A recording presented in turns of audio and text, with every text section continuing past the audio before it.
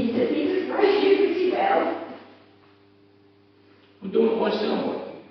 Well, you do, a bit, but you talk a bit funny. Where I come from, we all speak English, but we all speak it a little different from each other. Over here, it all just blends into one. What was it like in your place? Cold, wet, but the summers were all the sweeter. Did you ever go to school? Oh yeah, I was glad of it. There's many that couldn't. He helped me to get my trade as a carpenter, and a little bit of reading and writing never harmed anyone. Ah, yes.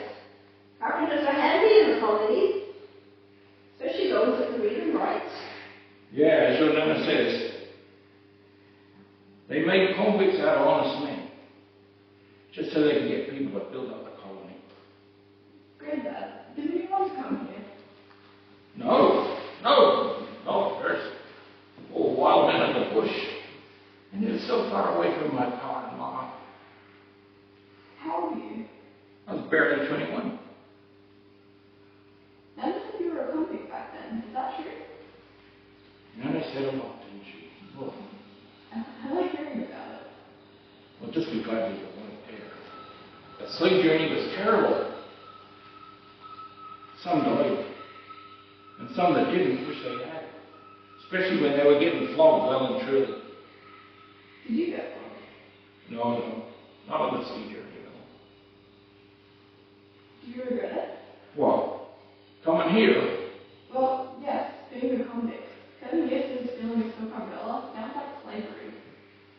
I was just walking home from work and looked down on the ground and there's a silk umbrella. I picked it up. I didn't even know what I thought I was going to do with it. But there was a string hanging from it. And that's when I made my fatal error. I pulled up my knife and I clipped the string off. Suddenly, a couple burst out from the shop. He grabs me. He runs away. And the first thing I know, I'm standing in front of a judge. Why did you steal that umbrella, says he. I says, it was there. 7 years, says the judge.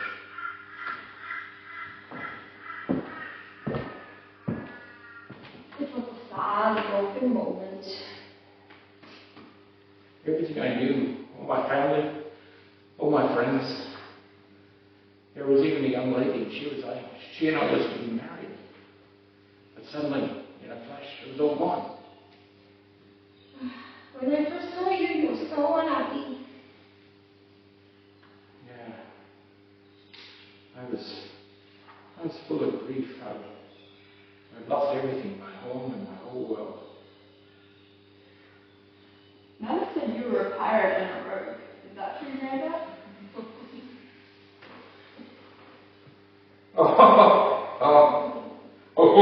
What are you laughing Yeah, Nana would say something like that quite often, actually. at? Don't you dare, you old coot. What? Oh, never you mind. Don't you worry about it. She would just say those things because I go here on a convict ship and she came as a free settler. Really? Yes. Well, the government decided they needed a lot of women so that, you like to have them, the offspring. And so they loaded up a ship called a Thorough Merchant in 1834. And that was the first shipload of free female settlers that came here. When she got here, have you heard of Carolyn Chisholm? She helped him out. She got her a place working on the station where I was at, Waterloo Plain Station down near Lake Bathurst. Was that hard as convict? Oh, they got their pound of flesh. But I was the lead hand as a carpenter. And we built a big barn. And then we built the station house. And it was designed by Francis Greenway. The convict architect. He's designed some fancy buildings all around the colony.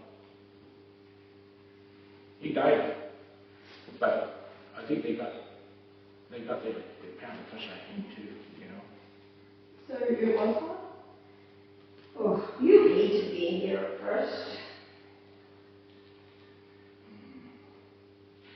no choices. I was a young man, angry, and full of bitterness and resentment. I didn't get out of line, but I was an empty shell. So far from my family, from my heart and kin, far across the sea. All you knew was in England. And here, well, you might as well have been on the moon. So then, what changed for you? When I first looked into your Nana's eyes, a sweet and English rose as ever bloomed. She took me home, in my heart of hearts. She was like a breath of air. She woke up my poor, slumbering heart.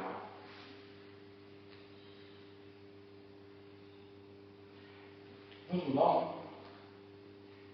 6 months after I got discharged, got me ticket to leave, we were married straight away. So I bet you liked it then. I grew to love it here. It can be a hard place, but it's a good place. I became friends with James Coddington, the overseer. She became friends with his wife, Elizabeth.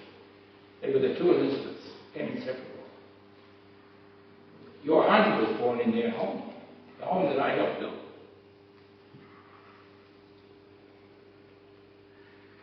Oh, how I missed Elizabeth when we left there. Yeah, I became such friends with James Coddington. He was such a good man. He was a former convict himself. And he never flogged a man. He was always kind. Yeah, I suppose if somebody played up or got out of line, they always knew that they could be sent back to Sydney. And they could end up in much worse circumstances. So we stayed on there until he died in 47. So why did you ever go back to England when you were free? Oh, and he did go back to England. But suddenly, it was 10 kids later. We had 10 kids. And I built a housing collector. And then I got a job as the undertaker. And in Gunning, and built a house there as well. So we raised our family together, and we had a good life. Wherever your Nana was, that's where home was. Great then. How long were you and Dad married for? Oh, wow. I don't know. Gee. Oh, blimey, William, you do know. 1835. 39 years and 2 days ago. Oh, yeah. 39 years and just 2 days. So she passed just the day after your anniversary?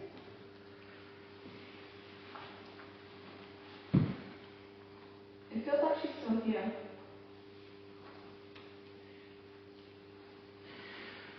Oh, she's here. And so am I. Forever. Come on, Matt, they're waiting.